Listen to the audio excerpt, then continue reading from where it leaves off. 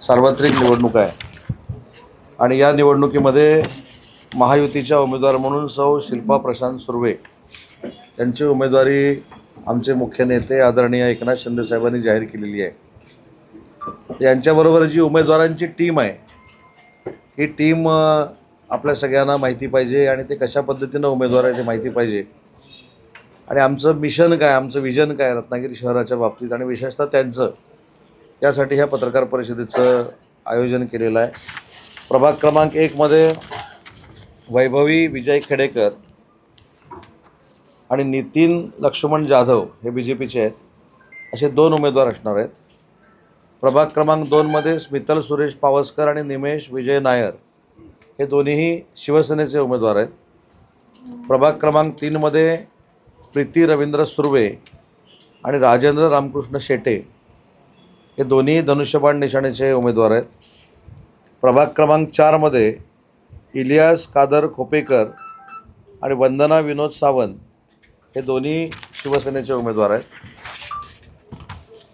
प्रभाग क्रमांक 5 मध्ये सौरभ सुरेश मलुष्टे आणि पूजा दीपक पवार हे दोन्ही शिवसेनेचे उमेदवार आहेत।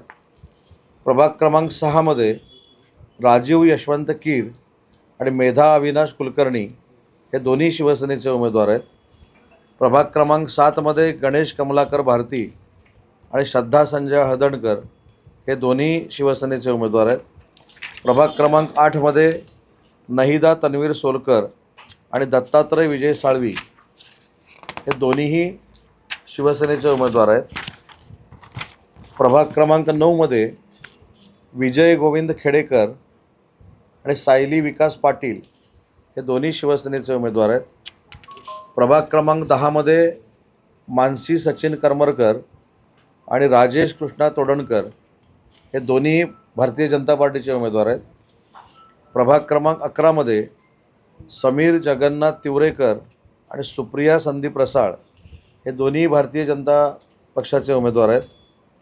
प्रभाग क्रमांक 12 सौ जागृती राहुल पिलणकर आणि राकेश चंद्रकांत नागवेकर हे दोन्ही शिवसेनेचे उमेदवार आहेत।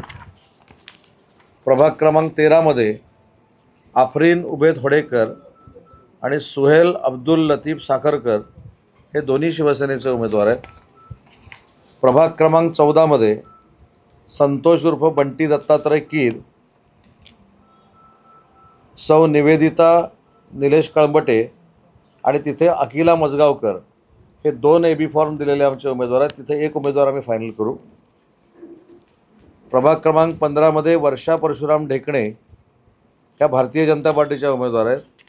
सुशांत अभिमन्यू चवंडे हे शिवसेनेचे उमेदवार आहेत। प्रभाग क्रमांक 16 मध्ये रुखसार जकी खान आणि सुहेल मोहम्मद मुकादम हे दोन्हीही शिवसेनेचे उमेदवार आहेत। 32 पैकी 6 ठिकाणी भारतीय जनता पार्टी लढते आणि उर्वरित सगळी जागांवर शिवसेना लढते।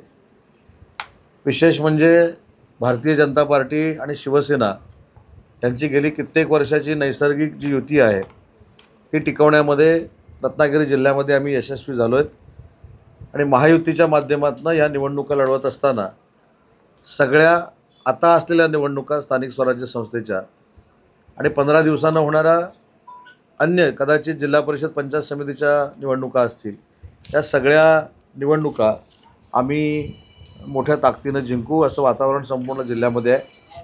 आणि ज्या आमच्या नगराध्यक्षपदाच्या उमेदवार आहेत या सलग 2 वेळा नगरसेविका म्हणून त्यांनी काम केलं आहे, सभापती म्हणून काम केलं आहे।